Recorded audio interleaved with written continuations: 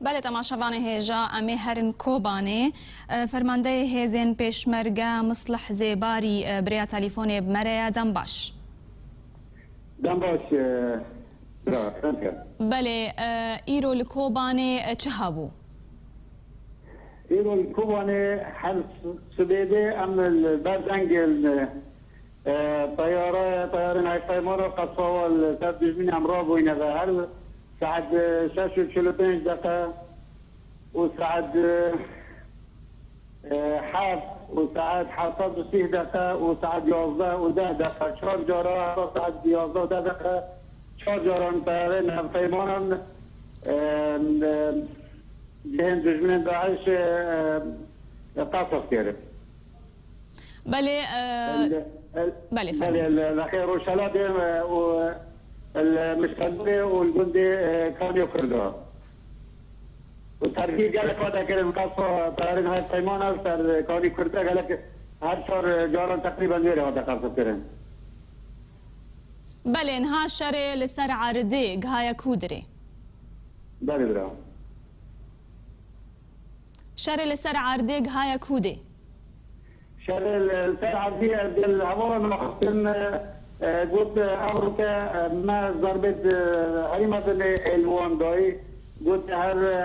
حتى بيستوسي 12 من كشتي القناطة والسلاح المتوسطة ما يبتدي جنازتها بيستوسي جنازتها احتلال وقلت عمل طوانيش دبابة طوانيش كتير دستنا دا يجهز للاستعمال القلقوين هاي هفالان وده باباش ويديتي كطيران قصرتي فادنا تدمير كرين على الدرشوفن بس هر شهر جارجي طبعا بشكل كبير اول نبي زرار جالك الموضوع داعش جانداي بس تفاصيل بالضبط عن الظالم اگر جات رسم عن رونغو غباي بله اول دمك شر لدردورا کاش مشتنوری استراتژیک لکوبانه بردوامن چما حتی نهات یرزگار کرن بوقت وقتی افغان نبود سرجم وقتی نرا مشتنوری 50 سال دست مدایا 50 سال دست مدایا بس دیگه مشتنوری وقتی من بچرگی الهوالان او نشن داعش نشن بتنصر نشن بتنصر مشتنوری شو دائما طائرين طيمان قصر بكان فتقريبا سارجري او نشم بتني ساقط هذا سارجري فين هذا وجه من بشارع اولا كريم ده ما فين هذا ده والله بله اوا کاروان سیمی